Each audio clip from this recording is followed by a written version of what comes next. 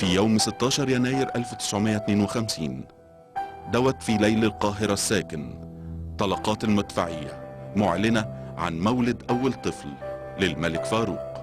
الملك أحمد فؤاد الثاني هو ابن الملك فاروق من زوجته الثانية الملكة نريمان، والذي كان يحلم فاروق بإنجابه منذ جلوسه على العرش. وفي اليوم التالي احترقت القاهرة لتقلص فرص الولي في أن يعتلي عرش والده. وبعد 5 شهور فقط من مولده قامت ثورة يوليو لينجح رجالها في إخراج الملك فاروق من مصر على متن يخته المحروسة، مع الإبقاء على أحمد فؤاد الذي استمر ملكا رضيعا تحت الوصاية.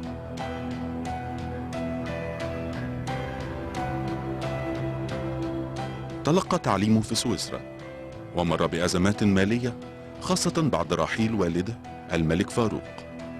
وبعد أن نفذت مدخراته عمل في مجال العقارات في فرنسا، وهو يعيش حاليا في سويسرا.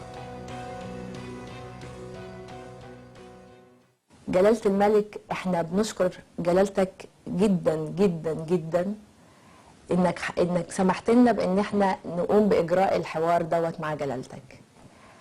اول حاجة نورت مصر، وكل مصر والمصريين مبسوطين ان جلالتك موجود معانا في الزيارة دي. أنا بشكرك لهذا الحديث. الزيارة دي عشان ايه؟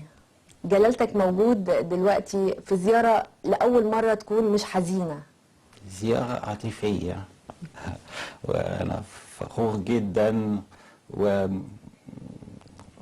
وأسر جدا بحب المصريين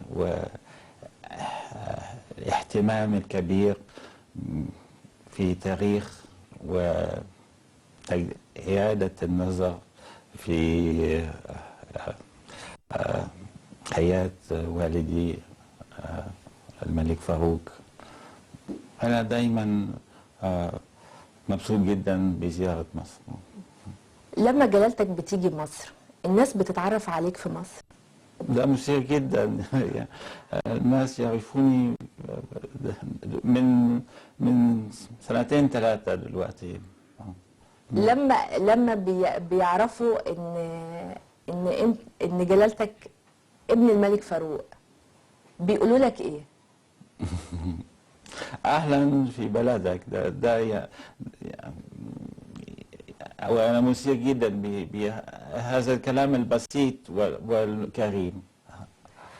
لما جلالتك بتقابل مصريين وبيسلموا على جلالتك ويقولوا اهلا بالزمن الجميل، ده كلام جميل، وانا مبسوط جدا بشعورهم لوالدي الملك فاروق.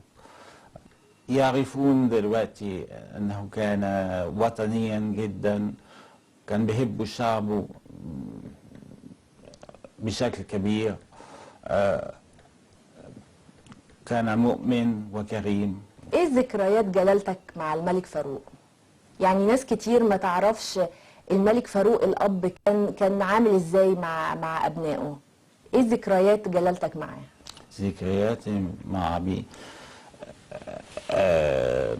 كنت صغير جدا. كنا نعيش اولا في ايطاليا، وبعدين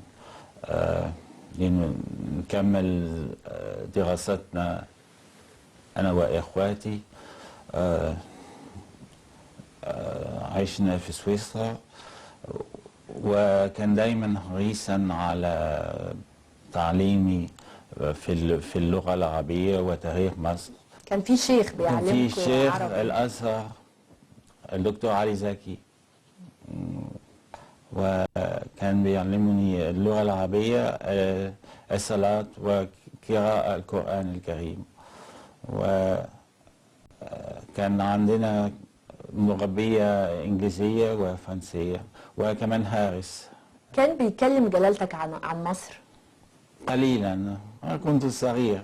كان بيكلم أكثر مع إخواتي في ريال، فوزية وفادية. ذكرياتي معه ابتسام وفرح. كان حنين عليكم؟ كتير عطوف. عطوف جدا.